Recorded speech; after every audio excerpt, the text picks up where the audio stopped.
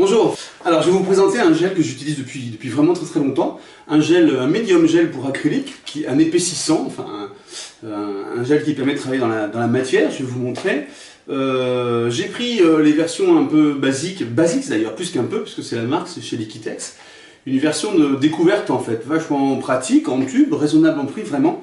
Il y a la consistance du gel est standard et il y a une finition brillante, une finition mate. On va la regarder ensemble, c'est vraiment, si vous ne connaissez pas cet univers, c'est une très bonne façon d'entrer en contact avec l'épaisseur dans l'univers de l'acrylique. Voilà, donc on va démarrer cette petite démo sur les gels, le gel tout simple, donc le gel d'initiation, de démarrage. Donc je prends d'abord du brillant, je vais vous montrer les deux façons de faire. Donc soit vous utilisez pur et après séchage, on va le mettre en couleur, soit on l'utilise mélanger la couleur, on va le faire ici. Voilà. Et donc, pur, ça vous permet de construire vous-même votre forme. Vous allez pouvoir dessiner, sculpter, faire ce que vous voulez. Voilà. Bon. Je fais absolument n'importe quoi. Mais... Donc, vous voyez, il y a une bonne résistance quand même pour un gel d'initiation. Comme ça, de démarrage, il est pas mal. Voilà. D'accord. Ça, c'est une fois sec qui va être mis en couleur. Et l'autre possibilité, c'est directement de le colorer, de teinter dans la masse avec de la peinture, ce qui revient aussi donc à finalement épaissir l'acrylique. Et là vous voyez, on a l'impression que la couleur est altérée, mais au séchage, elle va redevenir tout à fait comme à l'origine, puisque le gel devient transparent. Et là, vous pouvez sculpter directement. Voilà, hop, on va faire ça, on va faire, je sais pas quoi, peu importe, les gestes qui vont bien. Encore une fois, avec une bonne tenue du gel. Voilà, on va faire ça. On va bien laisser sécher, et après on mettra en couleur cette première partie pour vous montrer la différence. Ça, c'était donc avec du gel brillant. Donc voilà, la mise en couleur du gel une fois sec, donc on peut intervenir, hein, je vous l'ai dit.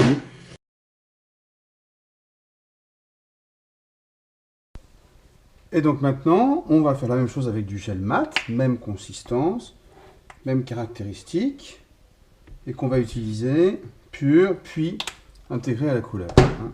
La seule différence, donc ils sont blancs tous les deux, ils viennent tous transparents en séchant. La seule différence, c'est un résultat mat au séchage, et qui en particulier va permettre une accroche un peu plus facile de la peinture. Donc moi, je privilégierais le mat, comme je le dis toujours, pour la mise en couleur postérieure. Hein. Ou alors, si vous aimez, bien sûr, des rendus mat. Voilà, et ici, je rajoute de la couleur acrylique. Comme avec le gel brillant, on a une altération du bleu légère, mais on a surtout donc une épassification. Voilà, et on peut travailler directement dans la masse avec de la peinture sans risque de craquellement ni quoi que ce soit. Voilà, on va laisser sécher ça pour remettre en couleur ce gel et voir la différence avec la même couleur, bien sûr. Voir la différence dans les deux cas, brillant et mat. Voilà. Sur le mat, c'est un peu plus facile d'ailleurs, sur le mat ça accroche un peu plus, mais voilà, c'est pareil, d'ailleurs on valorise un peu plus les volumes avec ça. Alors voilà, en conclusion, donc, comme prévu, hein, un matériau très facile à utiliser, avec plein de déclinaisons possibles, et puis vous allez voir, il y a beaucoup d'autres gels, mais pour le premier contact, c'est un bon produit. Brillant mat, ça c'est en fonction de votre sensibilité, et surtout ce que vous voulez faire après. Si vous comptez retravailler dessus, privilégiez le mat parce que l'accroche est un peu meilleure, bien qu'on puisse quand même travailler avec le brillant, bien sûr. Et puis après, à vous de voir si vous préférez travailler votre texture de manière brute, puis les mettre en couleur, ou travailler directement dans la peinture colorée. J'ai plutôt tendance, moi, à travailler d'abord, mais à structurer mon tableau avant de me mettre à peindre. Mais voilà. Et parce que je ne travaille pas au couteau directement, parce que ça oblige, entre guillemets, de travailler au couteau, en couleur au couteau. Voilà, vous retrouvez bien sûr ce gel sur notre boutique en ligne. Et nous, on se retrouve bientôt pour plein d'autres découvertes, en particulier dans l'univers des gels. Bien sûr, on n'a pas fini d'en parler.